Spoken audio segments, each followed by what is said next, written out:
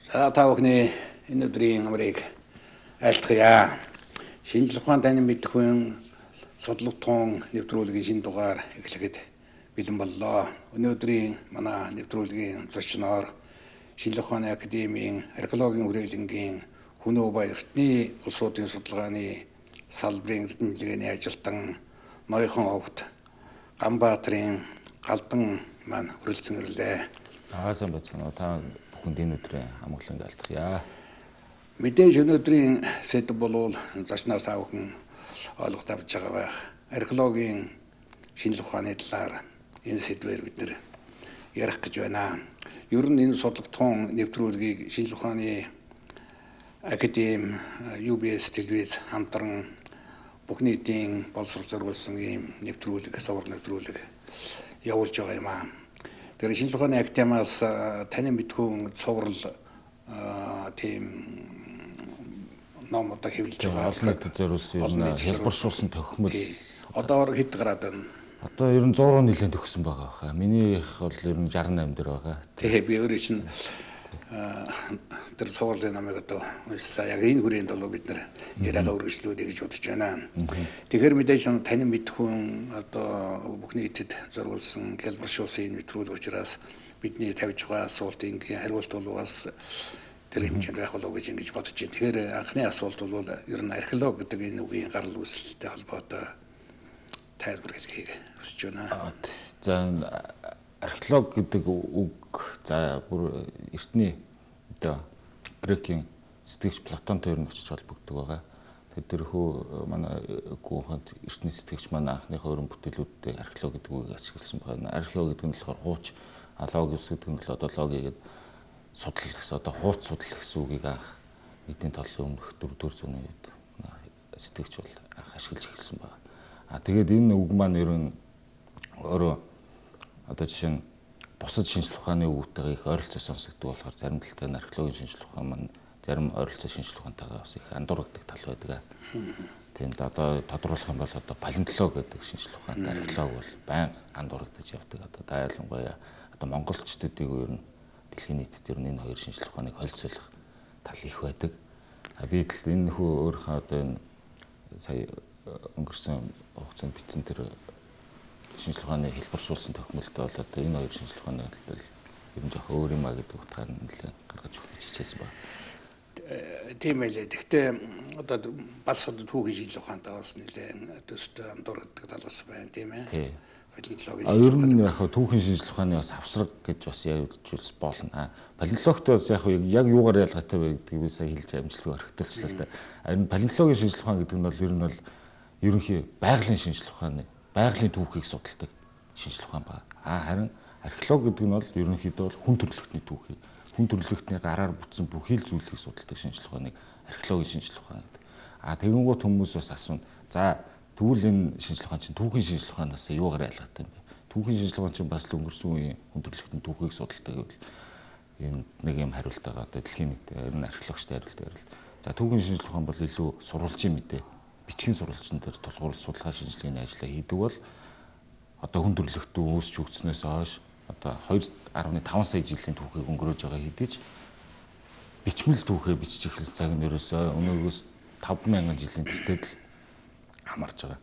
Тэгэхээр тэрнээс өмнөх 2 сая жилийн түүхийг хэн ямар судлаач судлах ёстой вэ гэхээр археологийн шинжлэх ухааныг эзэмшсэн одоо археологч хүмүүс тухай өнгөрсөн үеийн одоо судлагдсан дээр ажилладаг байгаа.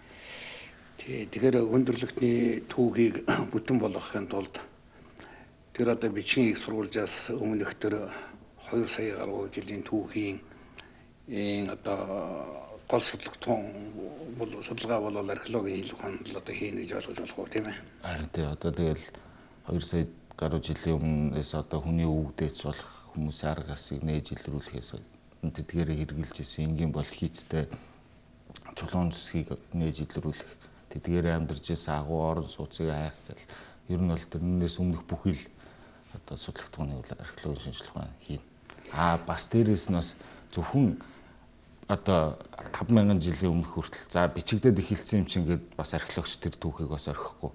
За бичгийн сурвалж гэдэг маань өөрөө бас олон янзын талтай. Одоо жишээ нь их энгийн дээр одоо тайлбарлах юм бол за өнөөдөр Галдан гэж хүн UBS телевиз дээр орж мэдээ өгсөн гэд бичгийн сурвалж дээр гарсан идэж магадгүй би өөр газар очиод өгсөн байвал энэ нэг алдаатай. Эсвэл би одоо UBS дээр орж одоо ярианд орлоо гэд бичгийн сурвалж дээр тэмдэглэгдсэн байхад намайг орсон байхад намайг нэг хүн үгүй энэ хүн TV8 дээр орсон маа гэд бичээд тэр нь 1000 жилийн дараа үлдчихвэл энэ бас нэг арай өөр асуудал гэдэг. Тийм болохоор энийг нэхэн тодруулахын тулд яг үнэн бодтой мэдээллийг бичиж үлдээсэн үгүй юу гэдгийг мэдхийн тулд бас археологчд тийм шалгалтын судалгаа хийдэг гэдэг бас нэг тийм тал бас байдаг.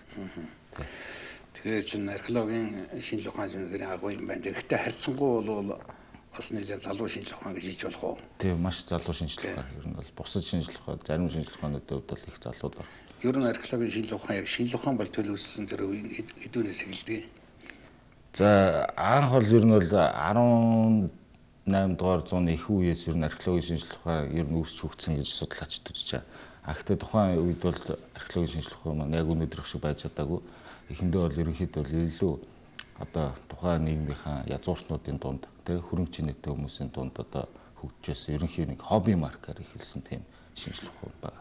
Одоо жишээ нь Европын язгууртнууд өөрийнхөө ордонд эртний хүмүүсийн үлдээсэн гой ганган чамин одоо алт эрдэнэсийн зүйлсийг цуглуулж төрөөгөр үзэсгэлэн ярмаг зохион байгуулж тэгээ бусад язгууртнуудтайгаа тэр талаараа ярилцаж эхэлснээр ер нь археологийн шинжлэх ухаан үүссэн гэсэн тийм одоо зүйлийг ярьдаг.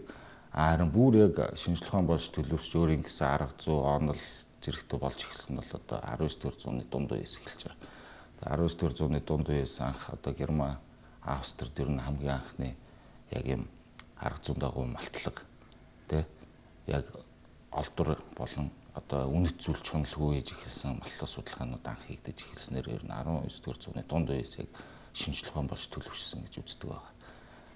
Тэгээд ерөнхий ихтэй энэ шинжлэх ухаан тэгж 19-р зууны дунд үеэс өөрийн гэсэн арга зүйг олж эхэлжсэн ч гэсэн ер нь 20-р зууны дунд үе хүртэл ер нь бол нээлтийн нэрхлэх үе гэж яригддаг байна. Хамгийн гоё юм олох хамгийн одоо сенсацтай мэдээг археологоор нээлрүүлэх гэсэн юу бол ер нь 20-р зууны дунд хүртэл өргөлжиж байгаа. Яг одоо Монголд бол заримдаа бол өчигдөрч гэсэн барыг нэг тиймэрхүү маягтай зүйл үргэлжилсэн хിവэрэл байгаа гэж л. Ер нь бол хүмүүс л археологийн ер нь их тийм нээлтийн бөгөөд одоо алт олвол археолог гэж боддог нэг тиймэрхүү өрөөсгөл талтай олон нийт ч гэсэн бас тэгж боддог нэг тийм тал байна. Ер нь археологийн олдвор гэдэг нь одоо юу юм бэ? Археологийн олдвор гэдэг нь бол ер нь бол одоо хүний гараар бүтсэн бүхэл зүйлийг одоо хүний гараар зургацсан зураг, бичээс хүний гараар бүтсэн байшин, барилга, бууж, бунхан ер нь бүх зүйл ер нь хүний гараар бүтэж байгаа бүхэл юм тэнд орно. Одоо аяг одоо жишээ нь орхон ярил одоо ширээн дээр байгаа аяг, үзэг, харандаа, нүдний шилээрөөс эртний хүмүүсийн үлдээсэн бүхэл юм археологийн одоо судлагдсан археологийн эд бүлгийн зүйл болж байна. За яг энэ утгаараа бол палеонтологийн шинжлэх ухаанаас ялгаатай байх юм тийм нөгөө нэг байгалийн судлах тухайн байхад энэ чинь бол хүний гараа бүтээсэн бүтээгдэхүүний бүтээл энэ юмны судлах тухайн байх наа. Түүхийн шинжлэх ухаанаас бас эргээд харахад бас төстөө хавсаргуулж явсан үе байгаа л да. Жишээлбэл Монголын шинжлэх ухааны түүхтэй ярихад бол 21 онд судрагчгийн хүрээлэн байгуулахад анхны нөгөө түүхийн хүрээлэн дотор бол яг энэ агуулгач явж л байсан юм байна л шүү дээ. Тий. Ер нь бол байсан. Саяхныг хүртэл ерөөсөө одоо 2000-ад оны их үе хүртэл бол ерөнхийдөө бол түүхийн одоо шинжлэх ухааны авсраг одоо жишээ нь түүхийн шинжлэх ухааны академийн түүх хүрээлэнгийн археологийн судалгааны салбар археологийн судалгааны түүх гэж явж байсан бол 2002 оноос тусдаа шинжлэх ухааны академийн археологийн хүрээлэн бол салж эхэлсэн байна. Тэгээд манай археологийн шинжлэх ухаан маань ер нь сүүлийн үед одоо бас яг илүүтэйгээр байгалийн шинжлэх ухааны тал руу орж одоо өөрийнхөө одоо арга зүйд маш олон одоо байгалийн шинжлэх ухааны одоо арга зүйнүүдийг авч ашигладаг болж эхэлсэн байна. Одоо тодорхойлбол тухайн дурсгалыг малтаж гаргаж судлаад энэ яг дурсгал аль үед хамаарах вэ?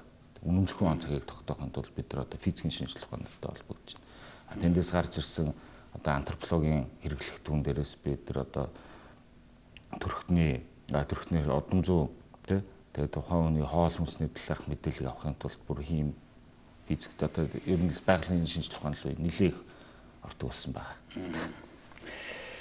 Тэгээд дөрөвчин юу ингээд сөхөд ярахад тэр содрочгийн хүрээлэнгийн одоо захирал Жамин гуйгаас Козлов одоо зөвшөөрөл авч хүнүүгийн маллах хийжсэн байж тээ тийм ээ. Тэгэхээр тэр чинь тэр түүхийн хүрээлэн бол одоо яг археологийн одоо хавсарч ирсэн жишээ мөн биз дээ тийм. Мөн. Яхахгүй юм. Одоо энэ бол одоо 1920-д онд болж ирсэн үйл явдал л та. Та түрүү 1921 онд анх судрууч хүрээлэн байгуулагдсан. Тэгээд одоо жишээ нь Козловын саяны маллахын талаар ярихад бол 1923 онд одоо Оросын одоо аялагч судлаач одоо Козлов гэж хүн анх одоо монголоор дараад урагшаага хар хотод маллагыг хэрэг явах замдаа өргөөд үрж ирээд одоо виз болон тухайн газарт ажиллах хүсэлтэд илгээгээд хариу хүлээж байх хоорондоо өргөөд байрлаж байсан байгаа юм л да. Тэгээд яхад ер нь бол хойд Оросоос нь Козловыг бол улс төрийн хувьд бол докторгүй үзэл баримталтай хүн энэ экспедицийг буулгаад тараа энэ хүн тийшээ яваад эргэж ирэхгүй байх магадaltaй гэсэн л утгатай байсан байж магадгүй. Тэгээд буцаах шийдвэр гараад манай Козлов гэж хүн 23-аас 24 онд өргөөд өвлөсөн байгаа. Тэгэхдээ одоо жишээ нь одоо Монгол археологийн түүхэнд их алдартай, Монголын төдийгүй дэлхийн археологийн түүхэнд алдартай ноён уулын талаар сонссон байна. Ноён ууланд анх одоо тийм эртний хүмүүсийн бууш оршуулга байна гэдгийг одоо Монгол ор гэж компани геологи инженер Боллоод гэж хүн 1912 онд илрүүлээд Оросын одоо газар зүйн хэмнэлэг рүү загтлын явуулж ирсэн байна. Тэрнийх нь мэдээг манай Козлов сонссон баг. Тэгээд тухайн дурсгалыг өөрийн нүдээр очиж үзээд тэндээ маллах судалгаа их зөвшөөрлийг Жамсрангуйгаас аваад тэгээд ер нь бол тэнд Монголд хамгийн анхны том одоо археологийн маллах судалгааны ажил эхэлсэн гэж бас үздэг. Тэгэхээр одоо археологийн шинжилгээ ухааныг монголчууд их дээдлж ирсэн, эрхийг олгож ирсэн жишээ нэмшиг байгаа юм да. Төрөөс биш одоо судручгийн хүрээлэнгийн түүхийн тасгаас тийм зөвшөөрөл явна гэдэг бол бас нэг тийм том хүнддэг юм шиг санагдаж байгаа юм. Тэгэхээр түрүүн өөрөө хэллээ тэр хүн төрөлхтний үүсэл бол 2.5 сая жилээр одоо холбогдно гэж тийм ээ. Бичиг үсгийн түүх бол нэг 50,000 жилийн түүхтэй наан байгаа 2000 жилийн энэ орон зай энэ дэлхийн хүн төрөлхтний түүхийг бол бүтээхэд ерөөсөө археологийн шинжилгээ ухаан гол үүрэгтэй орсон гэж ингэж хэллээ тийм ээ. Тэгэхээр яг энэ дээр одоо жишээлбэл Монголын жишээн дээр дэлхийд танигдсан тийм судалгаанууд, археологийн олдворууд хамгийн их алдартай тэр хэсэг нь одоо яг юу гэдэг юм бол одоо дөнгөж түрүүн ярьсан одоо энэ хүнүүгийн одоо том язгууртны бурш одоо Дүү аймгийн Батсүмбэр Борнор сумын зааг ноён ууланд байгаа гэдгийг 1900 харааг ноён уул гэдэг. Харааг ноён уул гэдэг бол энэ одоо түүх сударт бичигдсэн одоо үлгэр домгийн мэд хүнүү гэдэг ард түмэн үнэхээр энэ одоо дэлхийн ертөнцийн дээр амьдарч исэн үгүй мүү гэдэг бол одоо ерөөсөө таамагт үдий байсныг Козлов болон түүний дараагийн судлаачдын хийсэн маллах судалгаагаар одоо энэ хүмүүс бол үнэхээр бодтой Хятадын хаан гэдэг том хүчрхэг эзэнт гүрэнтэй хил залгаа оршиж нэгэн үе зэрэгцэн одоо энэ тэнцүүд тооцогдож хүлээн зөвшөөрөгдөж явсан. Үнэхээр одоо Төв Азийн нутагт анхны төр тулсаа байгуулсан хүмүүс үнэхээр бодтойгоор амьдарч исэн маа гэдгийг бол нотолсон тийм үйл явдал болсон байна. Нэг тэр Козловын юу чинь одоо Монгол төвийн экспедиц шилээд байна тийм ээ. Тийм. Эхний өөрөө одоо юунаас гарахтаа Санкт Петербург гэдэг Новосибирскээс гарахтаа ер нь бол Монгол төвдийг судлах экспедиц гэж гарсан байна. Тэгээд нөгөө гол зорилго нь бол одоо түрүүн хэлсэн Хятад хар хотыг малтах зорилготой явж байгаад нөгөө гинтийн шийдвэрээр одоо харагийн ноён ууланд очсон тэр хүний баг амийг аварсан асуудал болсон гэж зарим алдаршуулсан тий. Тэгээд чи өөрөө хэллээ шүү дээ энд үлдсэн гэж тийм ээ. Тэгэхээр одоо экспедиц юм бол урагшаа явуулсан гэсэн үг шүү дээ. Ямар эргүүлээд татагдцсан. Тий. Өөрийнхөө цөөн хэдэн туслахуудын хамт өргөөд үлдсэн байгаа. Тий. Тэгээд ноён ууланд ажиллаж исэн хүмүүстэй одоо Монгол ор компани одоо тэр тухайн үед алт олборлж исэн хүмүүстэй холбогдоод тэгээд харагийн ноён ууланд очиж одоо анхны судалгаа хийж эхэлсэн байна. Тэр ноён уулыг ч одоо ном судалт бол алтан уул гэж бичээд байна шүү дээ тийм ээ. Одоо өвдийн маш олон одоо язгууртнуудын болж Монгол тэнд байж энэ яг тэнд төвлөрсөн тэр газар нутгийн байр шилж гэдэг юм ер нь тэр онцлог юм яг юу байсан юм бол нөгөө одоогийн судлаачд үзэж байгаа одоо хүнүүгийн язгууртны булш оршуулгын дурсгал Монголд одоо нийт 9 газар тэмдэглэгдсэн байгаа. Энд бол одоо баруун талд одоо Ховдын Манханд Говьалтай Овон хар гэдэг газар байна. Тэгээд Архангай аймаг одоо Тамирын гол дагсан гол мод 1, гол мод 2 одоо Балгасан тал. Тэгээд одоо Хараагийн оюун уул.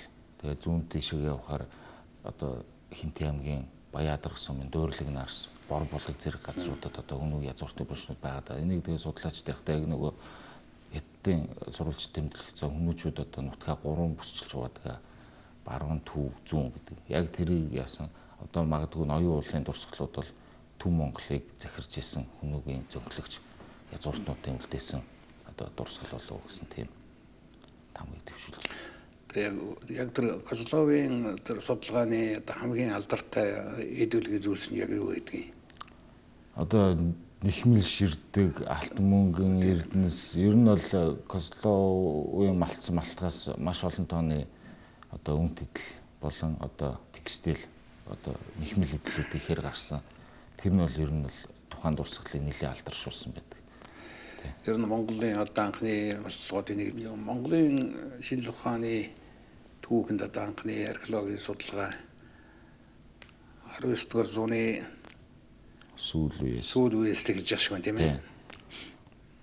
Одоо барууны аялагчд монголоор явж эхэлсэн байгаа. Одоо жишээлбэл одоо Оросын аялагч одоо Ядринц, Урадлов гэх мэт судлаачдын анх одоо орхны хөндий бол монголоор явсан. Монгол төвд аялсан аяллаа тэмдэглэлүүдээс ер нь Монголын археологийн дурсгалууд дэлхийд ер нь танигдж эхэлж байгаа. Тэгээ эдрээр нэг алдартай нь л одоо манай орхны хөндийн одоо рүүн бичээс орхын янисийн бичээс гэж одоо нэг үе дэлхийн шинжлэх ухаанд одоо нэлээд одоо алдаршсан тийм дурсгалууд болыг аим хонгийн анх илрүүлж ер нь тэр дурсгалуудаараа ер нь Монголын археологи ер нь дэлхийд танигдж эхэлсэн байна. Тэр орхны бичээсийн тэр шаантаг бичиг юмнуудыг чинь сая бас өөрөөр тайлж юм шүүгүй юу? За би яг тэрийг сонссон л да. Ихтэй яг надад бол их үнэмшил төрөөгүй. Тий. Тэгээ яг тэр бол судлаач хүний өөрийнх нь талд энэ хүн өөрөө цаашаа үргэлжлүүлээ судалгаагаа хийгээд тухайн зүйлийг одоо дэлхийд баталж чадвал үгүйсэх арга байхгүй. Гэхдээ бол одоогийн байдлаар бол яг археологийн шинжлэх ухаан миний хувьд одоо би өөрөө судлаач хүний хувьд бол одоо надад бол жоохон үнэмшилгүй санагдсан. Гэхдээ яг би өөрөө яг хэл шинжил болон бичгийн дурсгал судалдаг хүн биш болохоор бас яг өрөөсөл бодож иж магадгүй. Тий. Тэгээ орхны бичээсээ гол судлаач нь одоо ямар усуд байна? Хэл шинжил талаас нь бол дахтай юм чих шиг байна. Тий. Одоо байгаа нь бол одоо юунд их сургуульд багшилж байгаа Батлаг ах байна. Тэгээд одоо манай шинжлэх ухааны академийн археологи хөрөлөнд ажилладаг Мөнхтлэг гэж одоо бас судлаач байна. Тэг энэ хүмүүс л одоо Монголд л тухайн төрөгийн бичээ судлалаараа л нэлээ толгой зохих судлаачдулж ажиллаж байгаа. Манай Монголын археологийн шинжлэх ухааныг дэлхийд таниулсан анхны үеийн одоо нэлээд том судалгаа бол энэ хар хорийн матлаг судалгаа байх шиг байна тийм ээ. Энэ талаар товчхон. Ер нь эртнээсээ одоо ер нь бол судлаачд одоо манай Төв Азийн нүүдэлчдийн бас нэг том дараагийн давлага бол одоо 13 дахь зуунд болсон. Тэр хоёрд одоо манай монголчууд бол дэлхийн талыг эзэнсэн хүчрхэг гүрнийг байгуулж нэг үе одоо орхны хөндөд нийслэлээ байгуулж байсан. Үе үеийн судлаачдын сонирхол бол одоо тэр хар хорин нэ илрүүлэхтэй бас тэнд матлаг судалгаа явах тэндээс одоо том үр дүн хүлээдэг. Тэгээд ер нь бол анх 20 дугаар зууны дунд ихэнх агсаас ихсүүлээд ер нь бол матлаг судалгаа тэнд нэлээд эрчимтэй хийгзэр өнөө хүртэл төр хийгдэж байгаа. Одоо 2020 он хүртэл гэсэн үг шүү дээ. 2020 он хүртэл одоо тэнд одоо Монгол Германы хамтарсан орхон экспедиц тухайн хар хорины маллагт одоо оролцож байна гэдэг чи одоо бахархаг бүхэл 100 орчим жил үргэлжилж байгаа том маллах судалгааны ажил тэр хаан газарт одоо үргэлжилж байна гэсэн үг. Яг дундаа зөндөө тасарсан л да. Гэтэл тухайн дурсгалыг хаяхгүй яваад байна. Гэдэг бол одоо манай монголчуудын түүхтэй шашгүй холбоотой болон дэлхийд дахин тухайн дурсгалыг үнэхээр сонирхож байгааг л бас нэг илрэл болоо. Тэгэхээр энэ харж байхад одоо гадны байгууллагуудтай хамтарсан шинжилгээний ангиуд их олон явсан байна, их үр дүнтэй явж ирсэн байна тийм ээ. Тэгээ сүүлийн үед бол үндэсний хэмжээний үндэсний одоо экспедиц шинжилгээний ангиуд нэлээд хүчтэй гарч ирж байгаа шиг байна тийм ээ. Ер нь одоо үндэсний археологийн боловсон хүч ер нь хэр бэлтгэгдсэн юм, хэдэн үеэс яг тийм мэрэгшиж эхэлсэн юм бэ манайхан. За манай үндэсний археологчд бол ер нь бол 1940-од оноос эхсүүлээд ер нь бие даан өөрсдөө малтах судалгаа хийж эхэлсэн байгаа. Одоо тэдгээр юм тодорхой одоо олон хүмүүс мэддэг одоо хөдөөгийн бэрлээгүй, дор зүрэнгүй, доржгой өдөр бол 1940-од оны сүүл үеэс ер нь өөрсдөө малтах судалгаа хийж 50-од оны дундаас ер нь нэлээд эрчимжиж эхэлсэн байгаа. Тэгээд өнөөдрийн байдлаар бол Монголд бол археологийн шинжилгээ ухааны боловсруучсан бэлддэг 2 том байгууллага байна.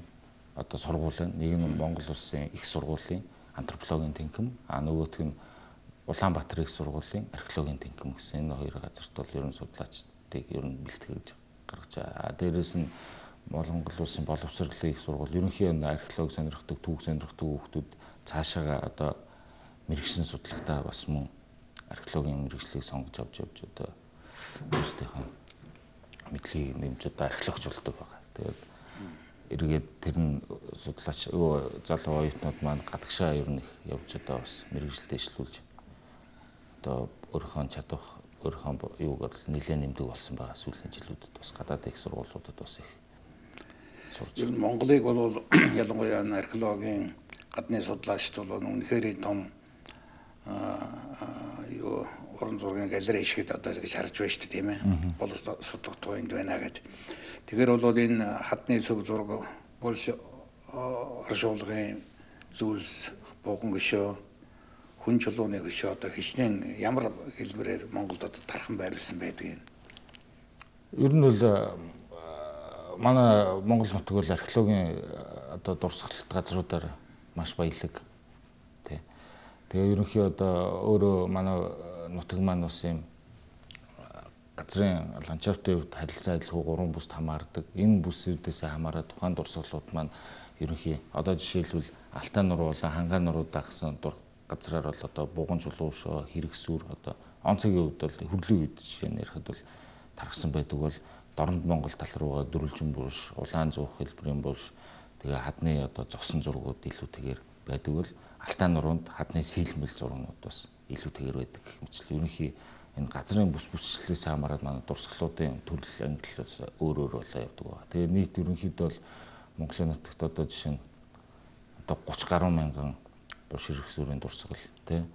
Тэгээд одоо нийт 500-600 орчим газарт хадны зүсэг зургийн дурсгалууд тэмдэглэгдсэн байна. Мөн 1200-300-аад гаруй буган чулуун өшөө одоо бүртгэгдсэн. Хүн чулуун өшөө гэхэл бас ер нь бол 1000-аад байна гэх жишээтэй одоо. Тэр энэ мэдээлэл сан ингээд танаа хүрээлэн бий болох уу? Тийм энэ дан ганц одоо хүрээлэн гэхэд бас юу. Одоо жишээ нь археологийн шинжилгээ ухааны археологоор одоо судалгаа явуулж байгаа хэд хэдэн байгууллага байна. Яг хуу хамгийн тэргүүлэгч толгой байгууллагыг бол шинжилгээ ухааны академи археолог хүрээлэн гэж үзсэн. Тэгээ их сургуулийн археологийн судалгааны төв гэж энэ Монголын үндэсний музей, Улаанбаатар их сургууль энэ одоо шүтээс хүртэл бас одоо археологоор судалгаа хийж байгаа бас тийм тэнхим байна, хүмүүлийн тэнхим. Тэгээ энэ чинь яг зарим тохиолдолд судалгаа давхцахч байд юм уу? Эсвэл энэ эдний олон судалгааны байгууллагуудын дунд одоо судлагдахгүй орон зай хоосон орон зай байж үлдэх ч юм уу тийм бас байж болно шүү дээ. Тийм учраас мэдээлэл нэгдсэн тийм сан хөмөргөл одоо бий болгомоор юм байна та. Харин тий одоо ер нь бол тухайн байгууллагуудын авсан одоо олсон илрүүлсэн мэдээллийн санг одоо сүүлийн үед бол соёлын үндэсний төв дээр ерөнхийд нь бас бөгнүүлэх нэг тийм ажил бас ер нь хийж байгаа. Гэхдээ бас энэ яг ямар шатанд явж байгааг би бас сайн харах мэдэхгүй байна. Тэгээ ер нь бол бидрэхтэй соёлын үндэсний төв тамаг өөрсдийнхөө дата мэдээллийн баазыг ер нь бол ер нь бол бас хуулийн зохицуулалттай болж эхэлж байгаа шүү байгаа.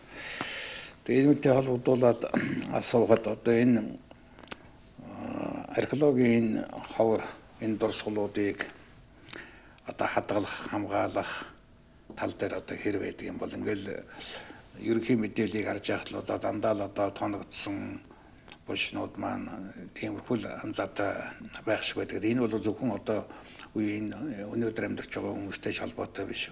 Өмнөх үеч бас тийм байсан юм шиг байна шүү дээ. Үе үедээ л одоо тэр чинь янз янзын сонирхлоор одоо өрн даран хийдэг тийм ийм юм байна. Энийг одоо ер нь төрийн хамгаалалт давдаг ч юм уу тийм зохицуул төр нь юу гэдэг. Одоо яг миний ойлголтоор юм байна. Яг таны түрүүний хэлсэнчлээ. Одоо жишээ нь одоо булш одоо би өөрөө хөдөө гадаа их явж байхад одоо оюутан цагаас ихсүүлээд яваад дурсгал малтанд тухайн дурсгалууд маань голцоо эрт үедээ тоногдсон байдаг. За яг энэ тонолын талаар маш олон таамаг дэвшүүлтгэлтэй жишээлбэл одоо тухайд одоо өнөөдөр би нэг хүнийг одоо онголлоо. Тэгэхдээ тухайн одоо дахил тайлгын оролцолд оролцож байхдаа хаана юу орж байгааг маш сайн мэдж байгаа болохоор их бодлого тухайн дурсгалыг очиж тондог байх гэсэн нэг таамаг. Нөгөөх нь болохоор дараагийн үеийн нүүдэлчд одоо жишээ нь хүмүүгийн жишээн дээр ярихад хүмүүгийн дараа гарч ирсэн самби эсвэл одоо хамгийн өс сонсон хүмүүс тухайн өвгдийн ясыг үнэлцүүлэх зорилготойгоор булш бунхтыг нэг тондог гэсэн байдалтай. Бас нэг жишээ байгаа. Тэр нь болохоор одоо 18 дугаар зуунд одоо Оросын Петр Первэ 1-р Петр хаан алт эрдэнэст одоо эртний хүмүүсийн алт эрдэнэс идэлт их дуртай болоход одоо хязгаар ноддгийн оюутнууд нь хаанда жоохон нүүр тал болохын тулд дурсгалуудыг маш ихээр тондог болсон гэсэн нэг тийм мэдээ байгаа. Тэр нь ч хүртэл бүр археологоор батлагддаг. Тэр нөгөө царманд байгаа үний язгууртыг уушаа тондог гэж 18 дугаар зуун. Тийм. Тэндээс гарсан тонолчны ясыг одоо он цагийн тогтоохоор физикийн лабораторид өгөхөд юу яасан байгаа. 18 дугаар зуундаар гарсан байгаа. Тэгэхээр ерөөсөө энэ бол тухайн тонлох юу бол одоо голцоо бол шунлын сэдэлтэйгээр явж исэн байгаа.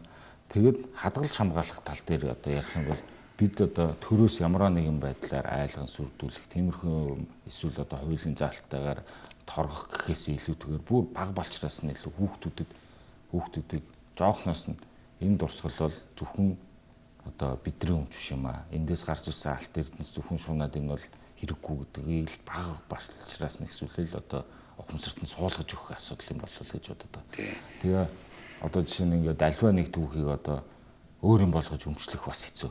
Хүний үеийн дурсгал одоо жишээ нь өнгөрсөн 100 бэлгэд маллага гэж яхад хэд хэдэн телевизийн хурж ирж лайв хийгээл лайвын доор ингээд ерөөсөө их сөрөг комментууд явд юм байлаа. Тэр үз одоо ийм хэн варны агархаа болохын тулд одоо ийм маллага судалгааж өгдөх одоо булшиг одоо таньсууд хэрэг байт юм уу ч гэдэм үү нэг тэгэн гутаа энэ зүгээр алт мөнгөө нууцсан байна ч гэдэм үү те ерөөсөө нэг тиймэрхүү маягтай сөрөг комментууд явд юм байлаа. Тэрний хэлэхэд бол яг ихний асуултанд нь хэлэхэд за хүмүүжүүдийн түүх бол зөвхөн монголчуудын түүх биш ээ. Монголчууд бидний эзэмших ус түүх биш. Энэ ерөөсөө хүн төрөлхтний түүх, өнгөрсөн хүн төрөлхтний түүхийн асуудал. Энийг бид нар заавал судлах ёстой. Судалж түүхийн одоо бүрэн бүтэн болгох ёстой гэдэг үднээс энд бол би археологч тухайн туршлагыг бол малтан судлах ёстой гэж. Тэгэхээр хадгалж хамгаалах тал дээр бол миний байр суурь бол тийм байдаг. Яг одоо ингээд тэр хүмүүстэй тэмцээд хашаа хороогоор хориод тэгэх бол ямар шаардлага байхгүй. Тэг 1000 тэглээгээд ерөөсөө одоо ингээд хөдөө гадаа явах болгонд л ерөөсөө тэр тонолтын тоо бол улам л өсөд байгаа. Тийм болохоор ерөөсөө энийг бол зогсоох ганц арга хэмжээ бол ерөөсөө бага балчраас нь л хүмүүсийн ухамсар суулгах асуудал юм болов уу гэж би боддог. Тийм. Гэхдээ суур ойлголт нь тэр л дээ тийм ээ. Тэгээ хүмүүжээд гараад ирсэн үе үеийнхэн бол одоо энэ чинь зөвхөн монголчуудын өмч биш юм өдөрлөгтний түүхтэй холбоотой юм нэнди юм гэдэг бол ойлгол бас хамгаалалт нь мөн л дээ. Гэхдээ яг одоогийн нөхцөлд бол орон нутгийн ард иргэдтэй их холбогдож хяналтыг бас төрийн байгууллагын оролцоотой тамхи ёстой юм шиг харагдаад байдаг. Ер нь бол энэ археологийн ялангуяа энэ хүмүүгийн үеийн язгууртны булш мухантай холбоотой энэ зүйлийг одоо ЮНЕСКОд бүртгүүлэх гэсэн ийм юу орлого хүрээлэнгээс хийж ах шиг байна тийм ээ. Тийм. 2014 онд анх одоо яг энэ талаар гэсэн. Яг одоо Монголд байгаа нийт 9 дурсгалт газрыг ЮНЕСКОгийн урьдчилсан жагсаалтанд ерөнхийд нь оруулсан байгаа. Тэгээ одоо ер нь бол одоо хүн төрөлхтний түүхийн өвд авах ажил дараагийн шатнууд эхлээд ЮНЕСКОд бүртгүүлэхийн тулд урьдчилсан жагсаалтанд бүртгүүлсэн байх хэрэгтэй. Тэрний бүртгэл нь бол амжилттай явагдсан. Одоо ингээд цааш одоо хүн төрөлхтний түүхийн өвд бүртгүүлэх ажил ер нь нэлээд эрчимтэй хийгдэж явагдаж байгаа.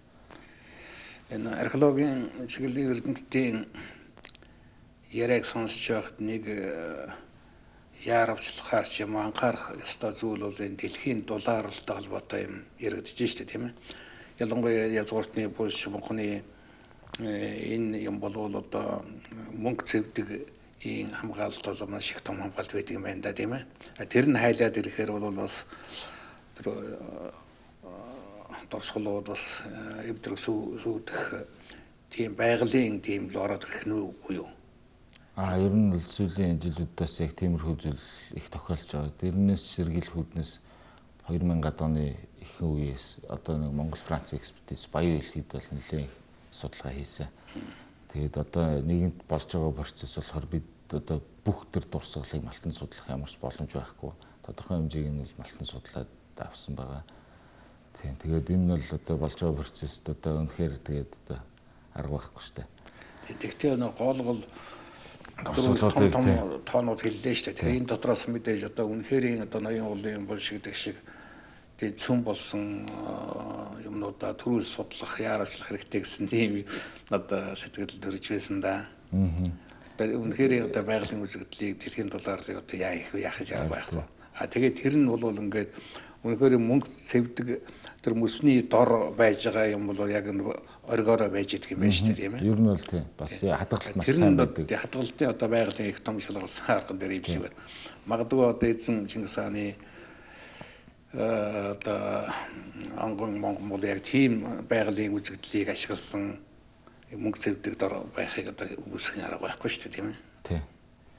Одоо наад чинь үеийн археологчд бол үеийн олон нийтийн хүсдэг асуулт одоо Чингисийн онгоныг та хэд олсон уу, олох уу, олмоор байгаа юу гэдэг асуултууд маш их орж ирдэг.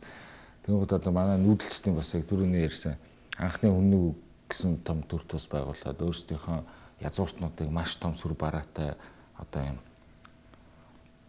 байгууламжийн доор хадгалдаг болсон бол энэ эргээд ямар сөрөг нөлөөтэй вэ гэдгээ тэд нар тухайн үед л мэдэрсэн баг.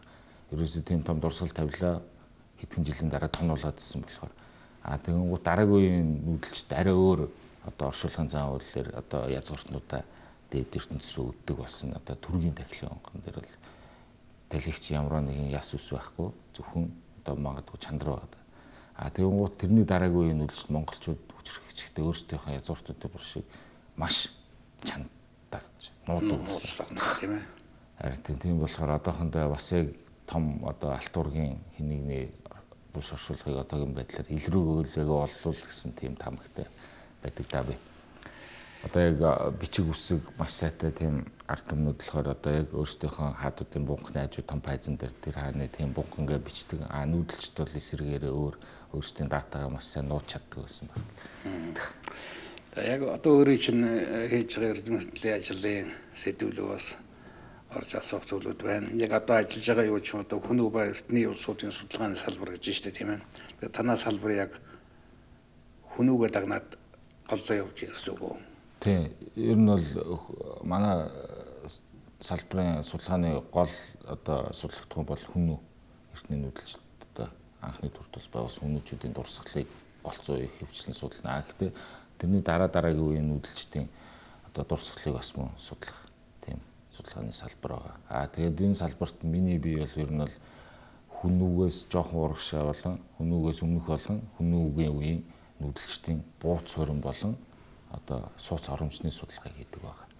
Тэгээ яг өнгөрсөн 100 гаруй жилийн судалгаанд одоо Монголд хийсэн 100 орчим жилийн судалгаагаар бол ерөнхий голцоо чулуун байгууламж дурсгалууд буюу одоо хот сүрэн, булш бунхан тиймэрхүү зүйлс одоо хажуулан дээр дүрслэх цаатны зураг, хөшөө чулууг илүүтэйгээр судалдаг байсан байна. Тэгэнгүүт тухайн дурсгалууд маань тухайн нийгмийнхаа одоо жишээлбэл хүнүүг үе дээр ярил хүнүүгийнхаа нийгмийн ерөөсөө 5% л эзэлж байсан хүмүүсийн судалгаа хийгээд байгаа байхгүй.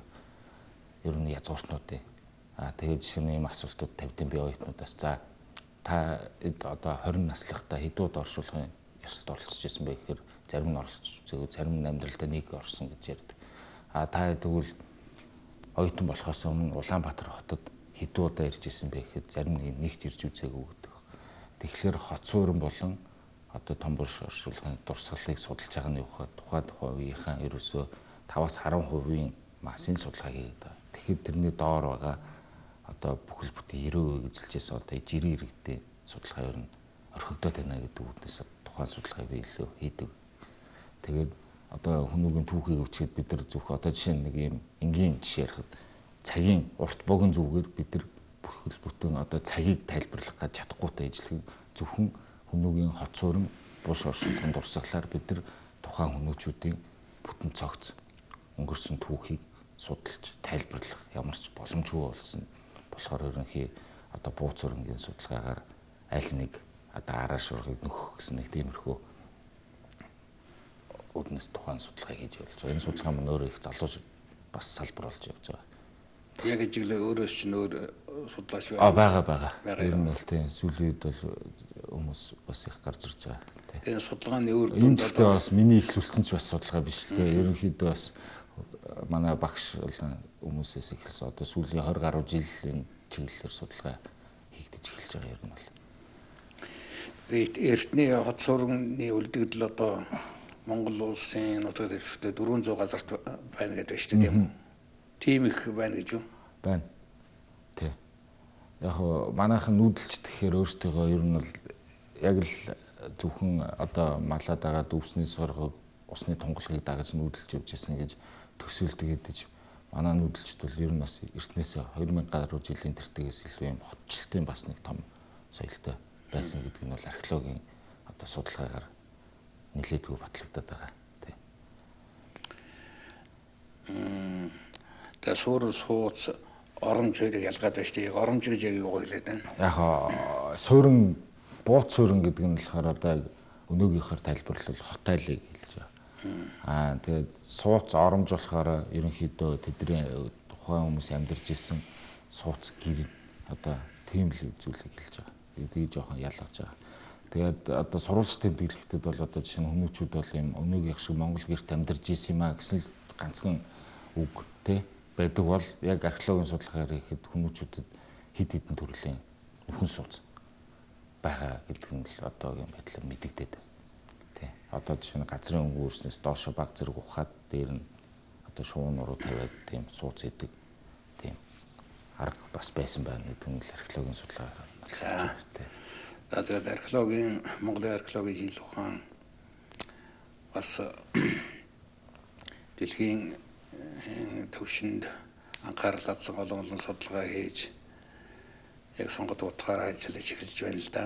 Тэгээд их залуу жиж байгаа юм байна. Залуу судлаачийн одоо нэг тэд би ярилцлагыг сууж байна. Тэгээд эрдэмтний ажилд чинь амжилт хүсье.